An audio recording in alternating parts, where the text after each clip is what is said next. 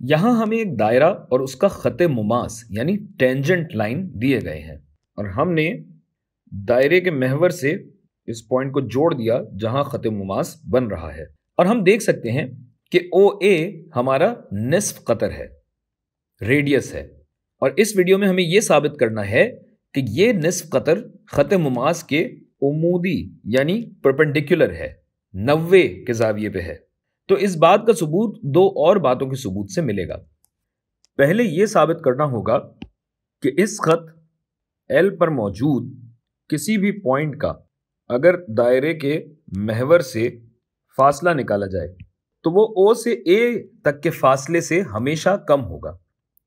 ये बात आप देख तो सकते हैं, मगर हमें सिर्फ देखना या समझना नहीं है, साबित करना है भाई। तो हम एल पे मौजूद अलग अलग पॉइंट का दायरे के महवर से फासला लेते हैं। तो हम लाइन एल पे मौजूद अलग अलग पॉइंट्स का दायरे के महवर से फासला लेते हैं। मिसाल के तौर पे इस वाले पॉइंट का। तो हम देखते हैं कि यह फासला मालूम करने के लिए पहले तो हमें दायरे का निस्फ कतर लेना होगा जो यहां खत्म होता है। उसके बाद कुछ और भी फासला तय करना होगा।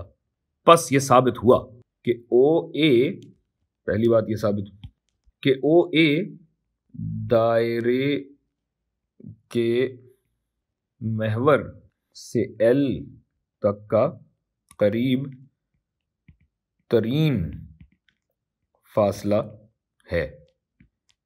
लिखने में टाइम ज्यादा लग गया। यह तो हो गई पहली बात। और अब हमें यह साबित करना है कि किसी भी एक पॉइंट से किसी भी खत का कम तरीन फासला रखने वाला खत उस खत के उमूदी होगा। यह बात मैं लिख नहीं रहा, बहुत लंबी है।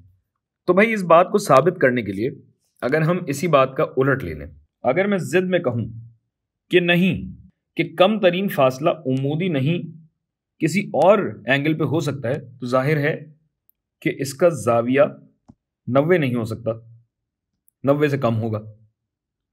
और अगर मैं उमूदी खत खींचूं जो कि होगा कुछ यूं, तो ये तो बन गया एक कायमुज जाविया मुसल्लस यानी राइट एंगल ट्राइंगल।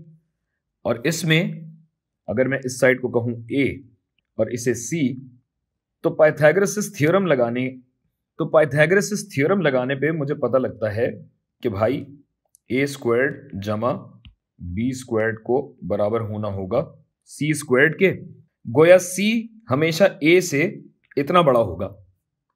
यानी मेरी ये जिद गलत साबित हो गई और हमारा ये दूसरा दावा दुरुस्त साबित हो गया कि निस्फ कतर खत मुमास के उमूदी होता है, 90 डिग्रीज पे होता है।